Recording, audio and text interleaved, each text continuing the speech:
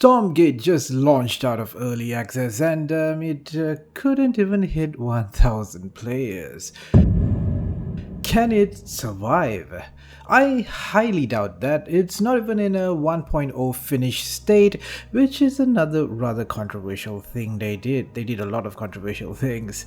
Considering this is a free game you can download and play right now with a monetization scheme. Yes, a scheme. Say that in an evil scheming sort of way. A scheme that depends on selling you crap like heroes or, in my case, campaign missions. Oh boy, I've got a lot to say about this one. Frost Giant, why do you hate me? More on this later. As a free-to-play game, they just don't have the player count to sustain the studio working on the game. Consider that most whales, or actually let's not use that condescending term that dehumanizes players, let's consider that the superfan players, that purchase everything or at least a lot of stuff in a free game is often 1 to 2%, well, which means Stormgate is clearly not making enough money.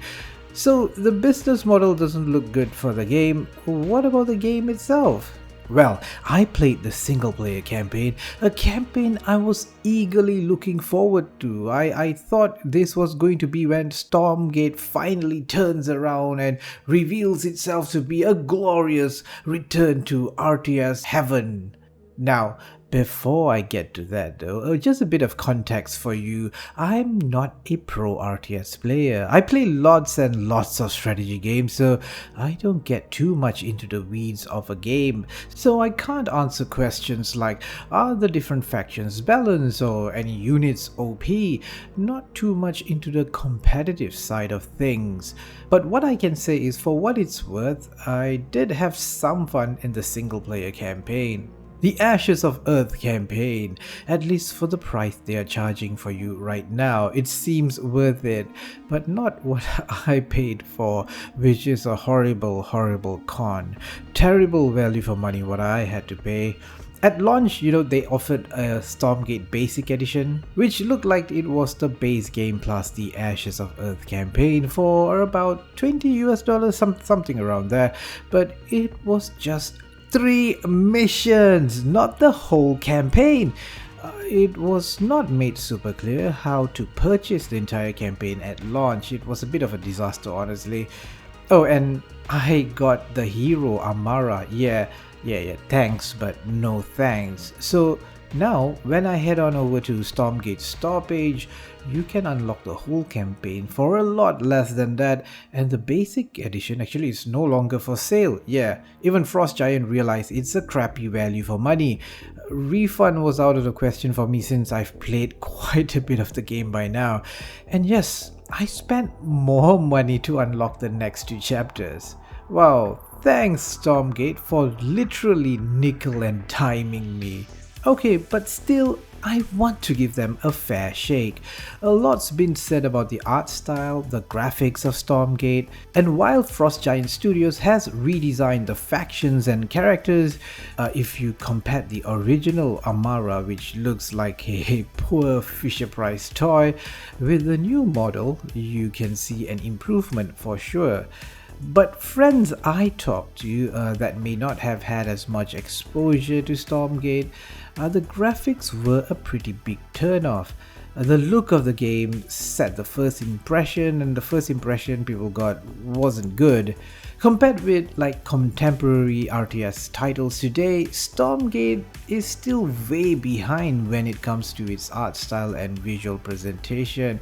It unfortunately still looks like a cheap knockoff, a Temu StarCraft 2, although the development costs I'm pretty sure aren't exactly cheap. I do think Frost Giant made a mistake in the art department here. They underestimated the impact it would have on players or potential players and are paying the price for it dearly. But graphics are of course subjective, so I will leave it up to you, dear viewers. Tell me in the comments what you think of the look of the game. Do you hate it to the point you don't want to play the game? Tell me in the comments. In terms of mission design, there's a good variety of mission types. I might be in the minority here, but I actually did like the very first mission of the game. In Chapter 0, it has a sense of urgency, very scripted though, but showcased a good variation. There's a bit of exploration, minor skirmishes, a defend against waves of enemies, and then just run away from the enemies. A good start, which is an indication of what's to come in the rest of the campaign, which are all heavily scripted, but that's to be expected for storytelling purposes. Missions have multiple stages, like in this important story mission where Amara is trapped in some sort of stasis field. You'll have to defend here until a point where you'll need to get out there and attack and destroy a few defense systems. There are some missions that start out where you defend things like a convoy or your base, then you'll have to go on the offensive. Some missions even give you controls over things like a defense system that you can move around the map and help make things easier for you. So the bonus objectives, some of them actually make the levels, or rather the missions, a tad bit easier for you. There's even scripted boss battles like in an arena. All very competent stuff here that goes beyond just a regular RTS mission. This is good. But the game never could quite shake off that Fisher-Price cheapness. I mean, the unit animations, especially when zoomed in during cutscenes, I mean, what the heck are these? Not a good look. Take the ship or the hub you'll explore. When in between missions, you get to interact with other characters, learn a bit about the story, upgrade your faction's units, and get some other nice perks on the battlefield. Yeah, this is so obviously taking a page off of StarCraft 2, but this isn't StarCraft 2, this is StarCraft 2 Poor Man's Edition. I can't exactly put my finger on it, but this whole part in between missions seem a little rough and unfinished. There's a lack of polish here. Now let's not get into the script. Oh boy, it's pretty bad, and dialogue performance very mediocre.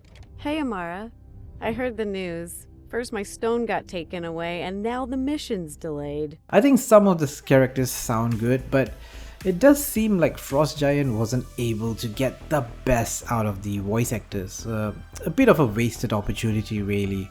Oh, and before I move on, why is it that Stormgate has no options to manually save game?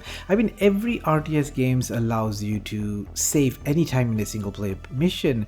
Maybe this has to be about some sort of server-side online thingy, but honestly, it's still not an excuse to omit such a basic feature that will improve the experience of playing single player.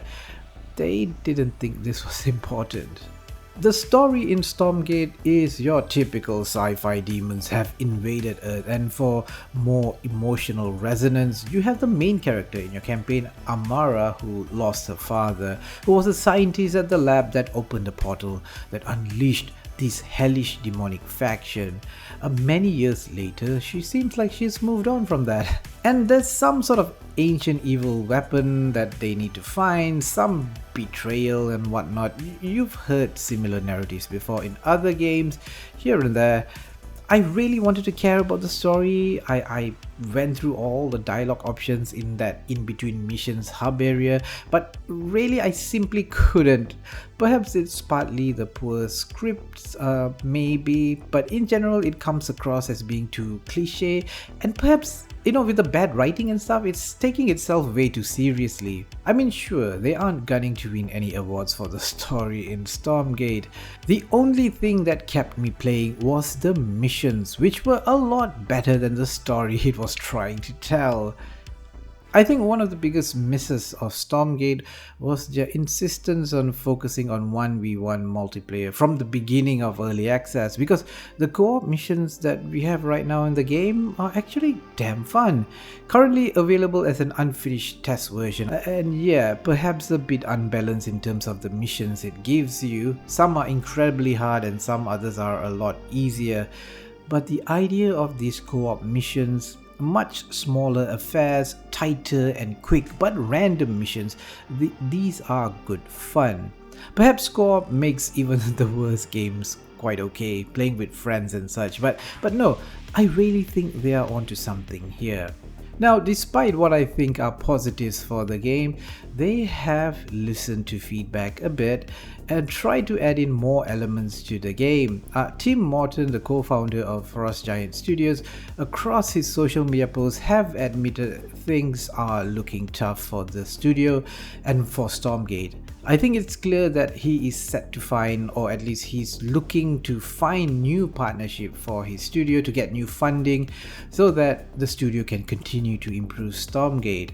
But the way things are going, they won't survive if this is the trajectory of the game, as confirmed by Tim Morton himself.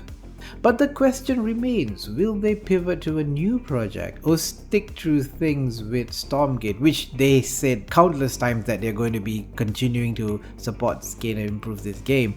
But honestly, you've got to be realistic here. Many people believe that they have already failed and are skeptical they'll be able to turn things around. Team Frost Giant really needs to take a cold hard look at the facts here and be brutally honest with the situation. Yes, I do agree with Tim Morton about the talent that they have. Clearly, there are some good things in Stormgate, there's some really neat ideas in there. They have good talent in the studio for sure. But the big things, the big decisions about the game is where they have failed Stormgate, and ultimately where the leadership will have to own up to it. They have already lost a lot of goodwill with the fans and with the people who have backed them during its Kickstarter phase. A bit of advice to the Tims and Frost Giant: start by trying to make things right for the Kickstarter backers, acknowledge the unhappiness and perhaps your errors in what you think is value for these fans.